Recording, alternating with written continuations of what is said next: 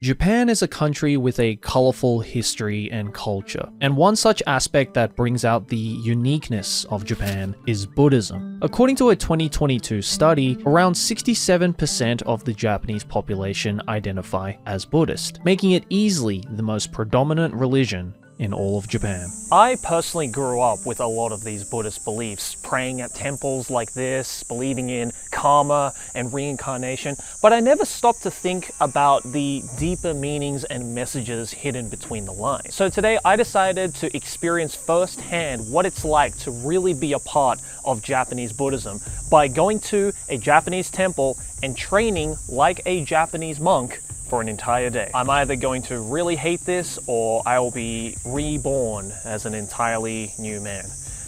Only time will tell.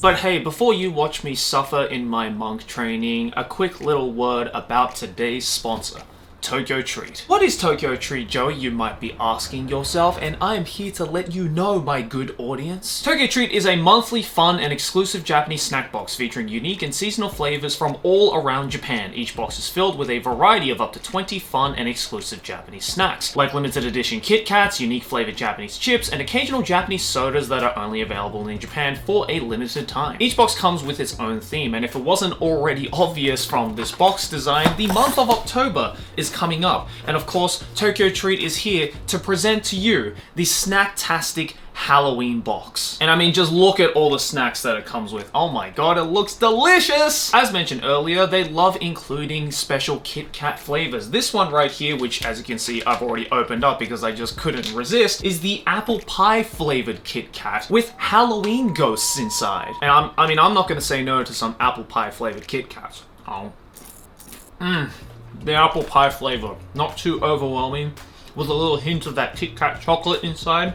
Delicious. And if you're thinking to yourself, well, just regular snacks aren't enough for me, they even include some instant ramen in this box as well. This one right here is curry flavored ramen. I've had curry udon before, it's quite a common dish in Japan. Never curry ramen though, so this is something very, very unique even for Japanese standards too. Each box comes with its own booklet that has all sorts of information about the snacks in the box, as well as a wealth of knowledge about Japanese culture and important stuff like allergen information inside too. All that and a whole lot more is included in this Tokyo Treat box, so if you're interested in having a taste of Japanese culture in the comfort of your own home, then make sure to click the link down in the description below, and hey, use my coupon code on screen right now to get yourself a little bit of a discount at checkout. You're welcome. Big thank you to Tokyo Treat for sponsoring this video. Now, let's head on over back to Joey in the mountains as he's about to go through a very difficult yet eye-opening experience. Located far east of central Tokyo, in the Hinohira village, lies Tenkoji, a modern temple that sees over 5,000 pilgrimages per year. The temple offers a service that allows visitors to experience a form of monk training that practices Shingon Buddhism. Introduced to Japan during the 9th century by the Japanese Buddhist monk Kukai, the main teachings involve the idea of Sokushinjobutsu, or Buddhahood in this very body, finding inner peace and letting go of one's evil energy. The moment I stepped into the main room of the temple, an overwhelming sense of serenity and calmness came over me. The air around me was still, and the smell of incense and wood tickled my nose as I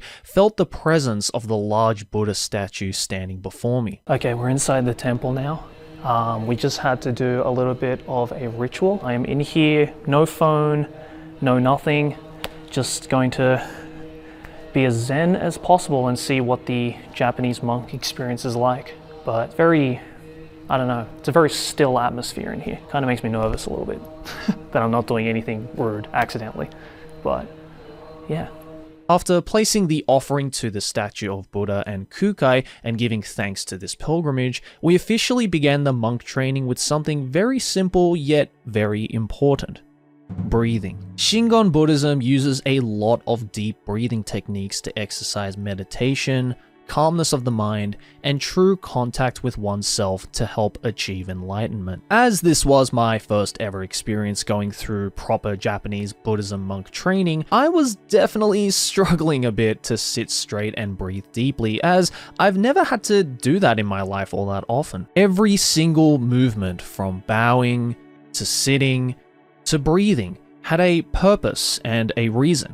And learning to be comfortable with all of these took me a little longer, but once I got the hang of it, I could feel my heart rate going down as I sank further and further into deep meditation. With each breath in, I felt a powerful energy radiating through my limbs.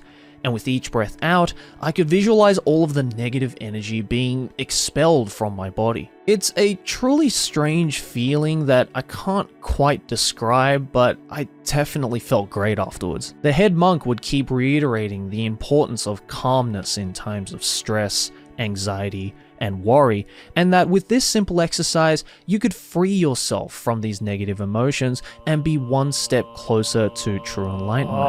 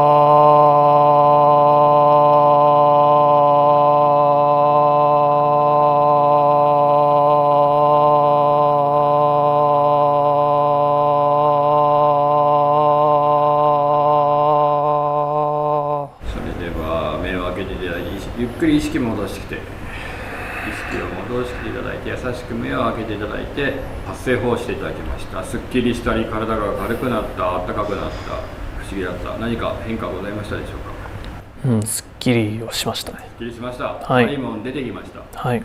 皆の声が共鳴され、浄化されました。出てきました。少しね。And after it was all said and done, I could definitely believe his words. In front of me lay a small double-sided book which consisted of all of the chants and sutras that I would be saying during my time here. As someone who grew up Shinto, I was definitely used to seeing the walls of kanji sprawled out through its pages, but it would be my actual first time reciting these sutras out loud myself. The rhythm of the chants was steady and purposeful, and reciting them pulled me into a lull of sorts as I let the sounds wash over me like a stream.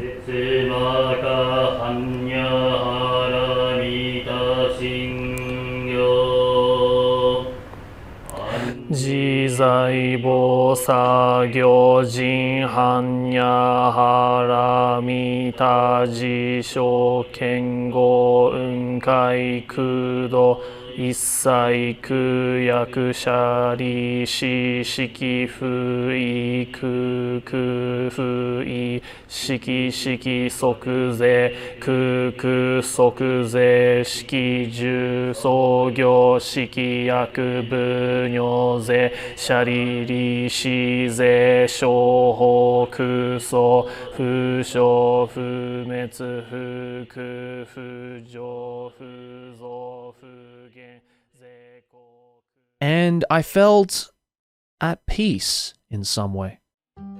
Up next was breakfast, and of course we would be eating some shojin ryori, which is essentially a collection of various vegetable dishes, rice, miso soup, and barley tea. It tasted surprisingly good, and I was thankful that the batteries could be recharged with this, especially considering what I knew was about to come next. After breakfast, I changed into a traditional white robe, similar to those that real monks would wear, and made my way back to the main room with some other participants, starting with some more sutra meditations and then proceeding to move outside to do another meditation session. And wow, this outside meditation session was just otherworldly. The trickling sounds of the river flowing in the distance, the birds chirping into the deep mountain air, the crickets buzzing in a cacophony to signify another Japanese summer. Everything all collapsed into a soothing white noise that accompanied my mind through its journey for inner peace. As corny as it sounds, it made me feel one with the earth, and it'll probably be something I won't forget for the rest of my life. But soon after this meditation came our first piece of physical training. It consisted of a series of stone pathways leading to and from a single wooden pole that had a short sutra written on it, in which we would have to run back and forth while giving thanks to Buddha for letting us give pilgrimage to this temple and to give us the strength to overcome the many challenges in life we would face from here on out. However, this wasn't just a one-time operation. No, we would have to repeat this cycle 100 times in a row. Although a single set of this only consisted of jogging around 10 meters or so, in total I probably covered close to a kilometer of solid stone ground on bare feet. Even though it didn't seem like much at first, the harsh Japanese summer heat and the monotonous exercise was definitely getting to me both physically and mentally.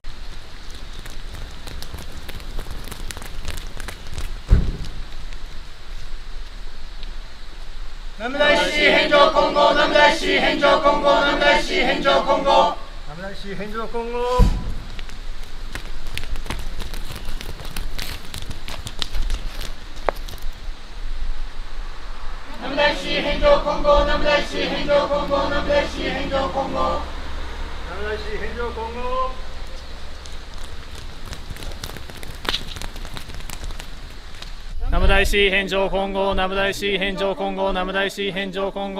after it was all done, I felt a wave of accomplishment wash over me, knowing that whatever task I would be faced with next, I had the will and power to overcome it.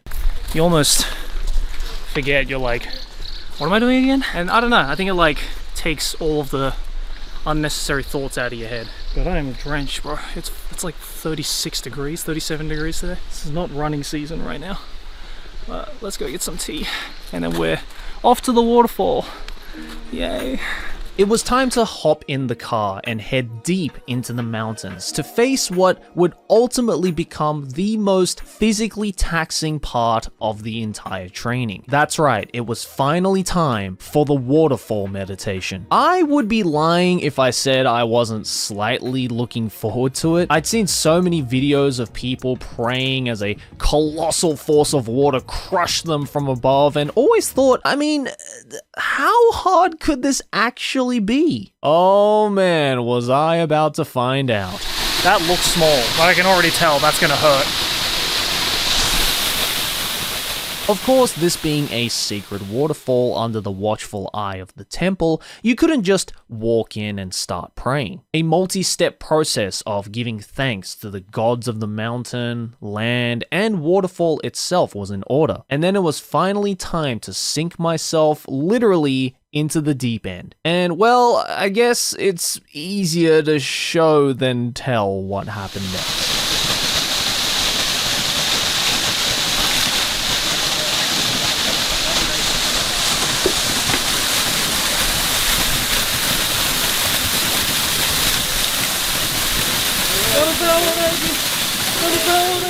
Three seconds into the waterfall, it immediately hit me. No, not just the water itself hitting me, more the realization that I was literally gasping for air between chants, as my body was experiencing the pure shock of the freezing water temperature and the crushing pressure from above. You might be looking at this footage and thinking, oh, come on, man, it's a tiny waterfall, look at it, how hard could this be? And trust me, I was thinking the exact same thing, but I had severely underestimated everything. After I was pushed back further into the waterfall, the force grew exponentially. It felt like I was being constantly punched in the back of the head by a group of people. But the only thing that held me to this earth was the shivering, desperate chants I was repeatedly squeezing out of my face and throwing out into the void. However, when I eventually had to literally sit under the waterfall, something strange happened. All that force, all of that pressure, all of that cold, suddenly all went away. It was as if my body had accepted its fate and decided to shut off all of my senses, and I felt like I was floating. My teeth stopped chattering, my limbs stopped shaking, and all I felt was this sense of serenity. There's a Japanese phrase that monks use that goes, Shinto mekkyaku sureba himo mata suzushi. And I think I finally understood this phrase for the first time under this meditative state. Once my body and mind shut itself off and I had dived deep into my subconscious, everything almost felt pleasant, and that there was absolutely nothing to worry about. Finally though, after the longest 2 minutes of my life, I was dragged out by the head monk, gave my thanks to the gods again, and my physical training was officially complete. Bro, I thought I was going to pass away that first 5 to 10 seconds. You can't breathe. Like, you literally cannot breathe in there. It's not even, it's the shock of your body. Like, for the first 5 to 10 seconds, I was struggling to breathe. I was gasping. But once I sat down, actually, it didn't feel like anything. The pain went away, the cold went away. I actually feel really good right now. I'm not even cold or anything.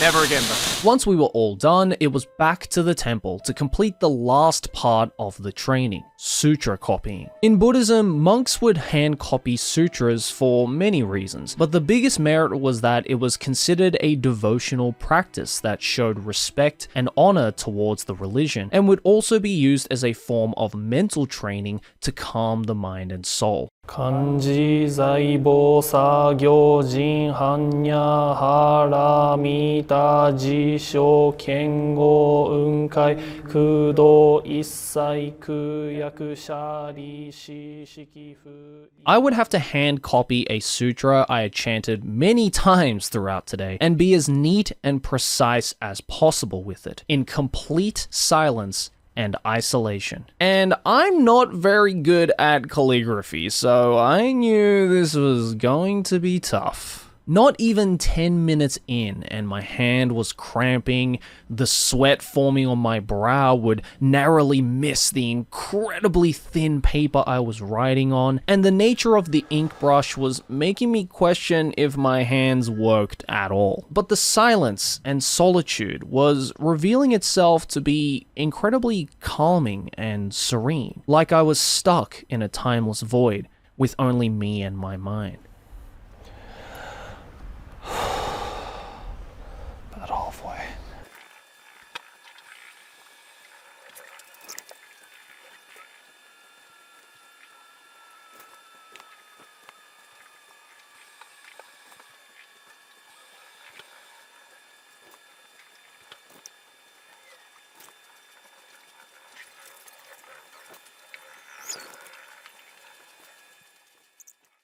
Finally, after almost an hour, I had finished my sutra, which officially marked the end of my monk training.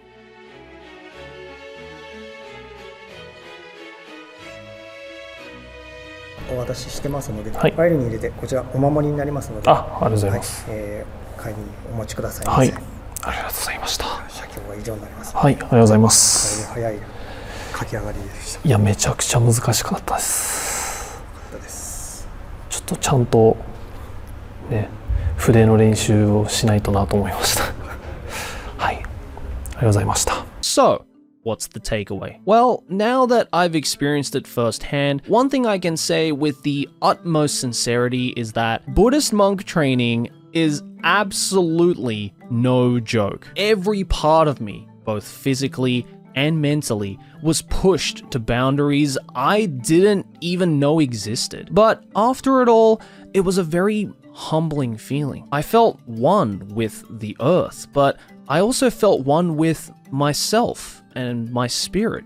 And the things I felt would be things I would take with me for the rest of my life. Well, I finished up my monk training and honestly, it was an incredible experience. Did some parts of it suck? like me having to sit in a seiza position until my knees broke and having to sit under a waterfall to experience the longest 2 minutes of my life? Yes, but I think the whole point of training like a Japanese monk is to make it through those difficult times and to find some kind of solace at the end of it all. And honestly, I think this whole experience was just a nice detox for me to kind of look back at myself, kind of look deep within myself to be able to see life in a different way. And I believe this is an experience that everyone should try at least once in their life. But a big thank you to Tenkoji for letting me film. If you want to check it out for yourself, I will leave the link down in the description below. And thanks for watching, guys. Leave a like if you enjoyed, subscribe if you're new, and I will see you all in the next one.